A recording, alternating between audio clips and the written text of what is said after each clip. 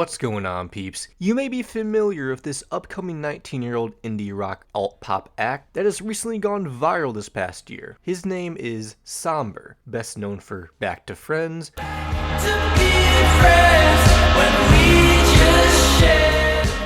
and Undressed.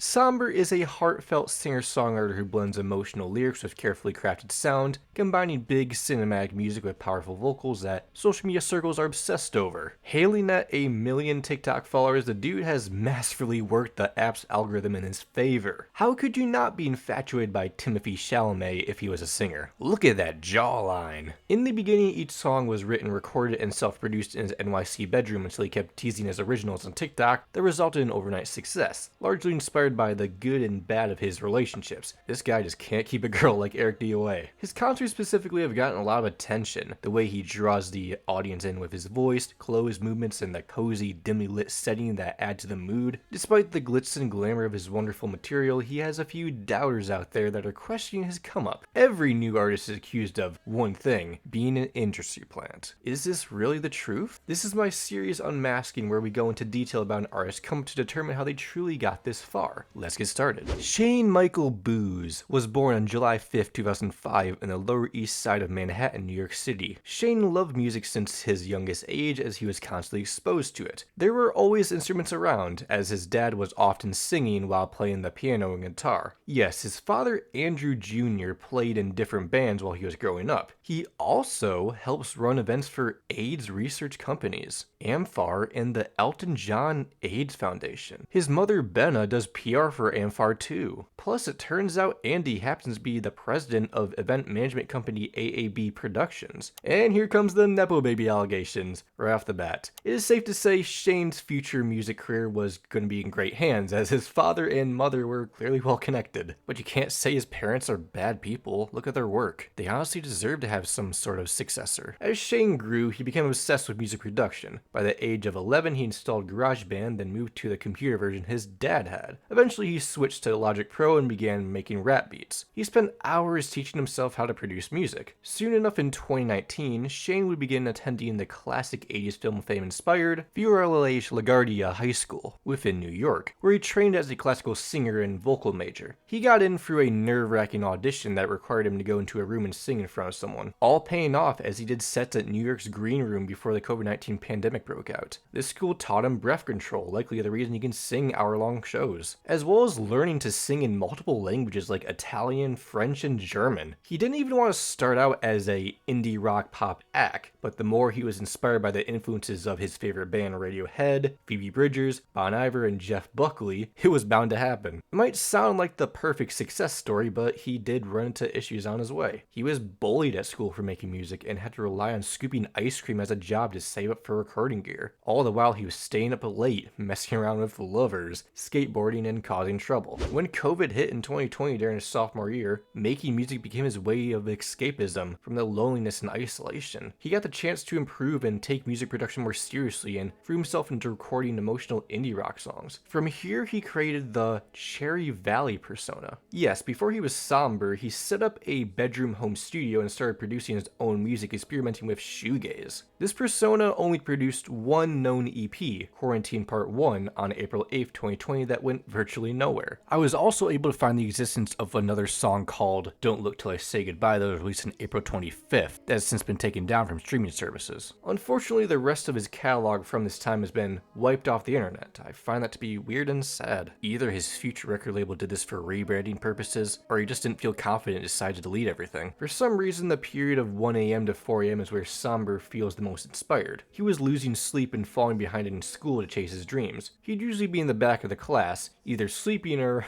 writing music on his iPad. Given his father's management knowledge, he was inspired to start his own record label, SMB Music, because if music didn't work out, he would have been a veterinarian. Around this time, he switched from Cherry Valley to Sombr. On September 30th, 2021, he released his low-key debut single, Nothing Left to Say, detailing an emotional numbness that can't be contained. The boy would cross over to 2,000 monthly listeners on Spotify through the Discover Weekly playlist. He would continue releasing more acoustic cuts in 2022. The ghostly vocally easily to find, being much happier after leaving a toxic ex behind, the sparse through it all, refusing to give up on this person until they notice him, Willow struggling to move on from bad things in your life, and Caroline. After listening to Bon Iver's For Emma Forever Ago, he made Caroline, a stripped down emotional folk song that Booz later shared sped up on TikTok one night on June 5th, 2022, in which he woke up the next morning to thousands of new followers, a number that continued to climb with record labels in his DMs. Sombr spent time watching how other people promoted their music on social media before doing it himself, ultimately helping his first video go viral. I mean, it's either that or a label-backed social media strategy mimicking grassroots randomness. Caroline was released on June 15th, 2022, and reached millions of Gen Z teens through TikTok known as the Sombros. This track goes in depth with his breakup with a girl named Caroline. Even though she hurt him, he still cares and doesn't want to see her suffer. He has to see her again and encourages her to let go of the past and work on fixing their relationship. This instant success of 2 million streams in 2 weeks resulted in him dropping out of Lagarde at 17 years old as a junior that his parents mostly approved of. His father was all in for it, I wonder why, but his mother was initially concerned due to his young age. He would be moved to the City of Angels and Devils, Los Angeles, California. From there, Sombr would suddenly join forces with known industry guru Tommy Berg in the fall of 2022 at Sound City Studios to co-produce his music going forward, which I'll say right away, this isn't something the average unsigned indie artist would typically achieve so early.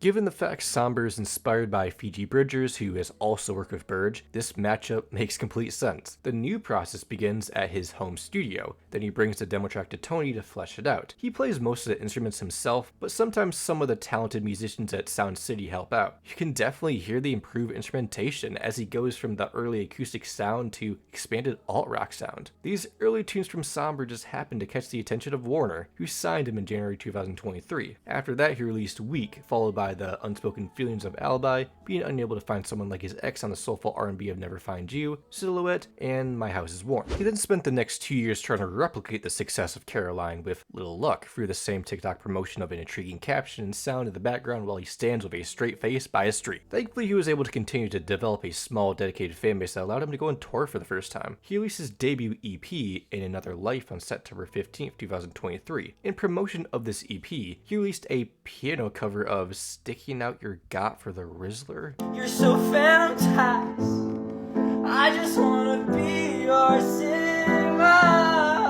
Anyway, beginning with a ballad of smooth riffs, crushing drums, and brass integrations, Burner Phone is where someone Sombr cares about is already in a relationship with someone else. Just move on, dude. Ivy goes from cinematic strings and moody crooning to a synth pickup and various guitar textures, being unable to handle his ex being with someone else. Once again, move on, dude. The dramatic Don't Let Me Down is giving a flame another chance after being let down before, with some of his best vocals thus far, in comparison to being enchanted and disgusted by beauty on You're So Pretty, where I really like these experiments with more glitchy, buzzy synths and vocal samples being attached with someone who sends mixed signals and ultimately doesn't feel the same way. Closing out is the breakup aftermath of Silhouette, wanting to give this girl another chance on My House is Warm, and the pain of losing someone you can't keep and losing them at the same time on Weak. After this EP came the Joji sounding emotional ballad Would Have Been You, inspired by the late Virginia Woolf's words, discussing the importance of trying to save others and yourself even when it feels impossible. Another hard hitter came a month later, I Don't Know You Anymore, about a person who changed drastically from their first time to their last time together. 2024 was mostly the same. Release a bunch of singlets teased through TikTok until you couldn't ignore them, headline tour, and open for other artists. Piano focus in your arms is the emptiness of being alone and the comfort of being with someone else. The much heavier percussion of I'll Remember You Tonight is wanting more than a quick hookup, but doesn't really care how the relationship turns out, turning focus to the memory of that one night. One of his most underrated songs. Savior has one of my favorite hooks, being upset that this person didn't turn out to be his savior, instead becoming a stranger. Perfume has a lot more groove to it. Missing Your Ex, Do I Ever Cross Your Mind is basically Do You Still Think About Me?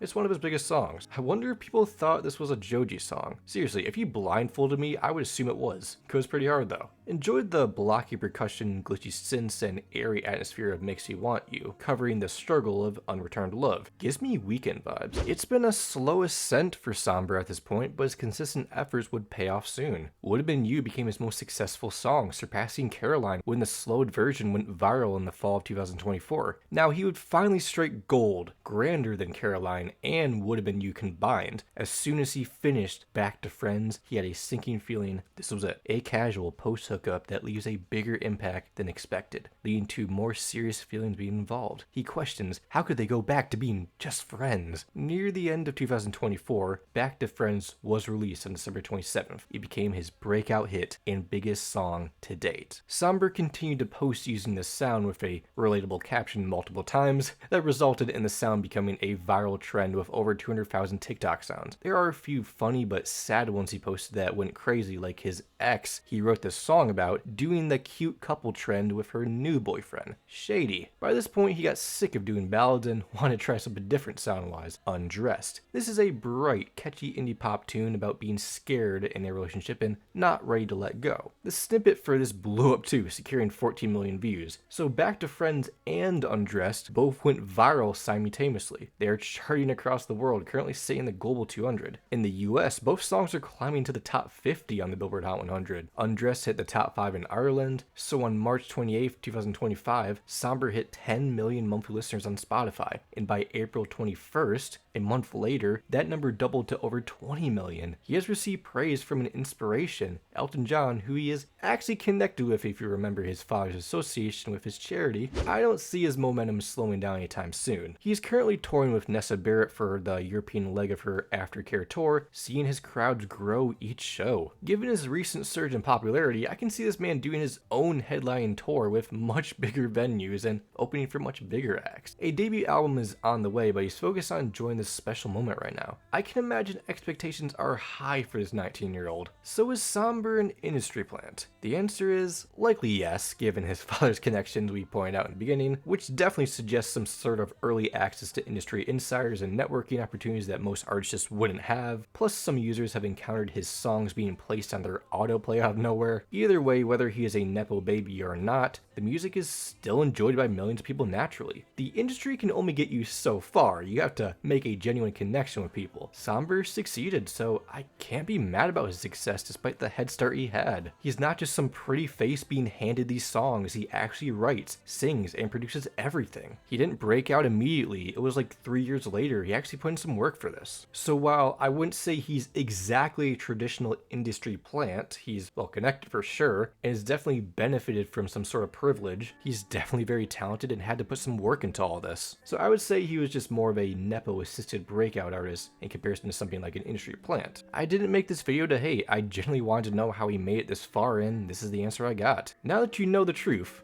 just enjoy the music. If you enjoyed this video and want to see more like it, please like and subscribe for more base content. I'll see y'all in the next one. Make sure to love all, and peace. Thank you.